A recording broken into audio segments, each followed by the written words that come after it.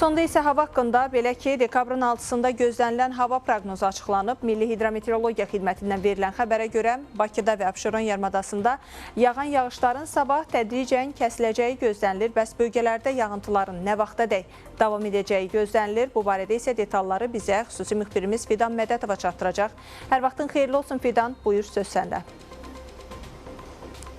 Salam, hər vaxtınız xeyir olsun. Hazırda ölkə ərazisində yağıntılı hava şəraiti müşahidə olunur və elə bundan çıxış eləyərək dekabrın 6-sına gözlənən hava proqnozunu sizlə bölüşməyə çalışacağıq ki, məhz həmin tarixdə də ölkədə yağıntılı hava şəraiti gözlənilirmi?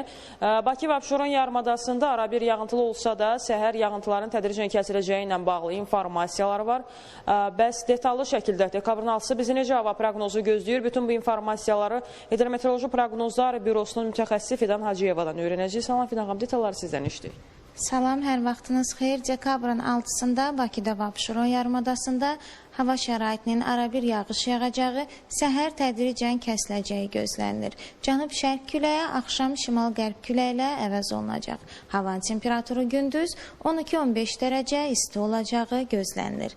Bölgələrimizdə də, eləcə də Qarabağ və Şərqi Zəngəzur zonasında hava şəraitinin əsasən yağmursuz keçəcəyi gözlənilir. Bəzi yerlərdə arabir duman olacaq. Qərb küləyi əsəcək, havanın temperaturu gündüz 10-15 dərəcə isti, dağlarda isə 0-5 dərəcə isti olacağı gözlənilir.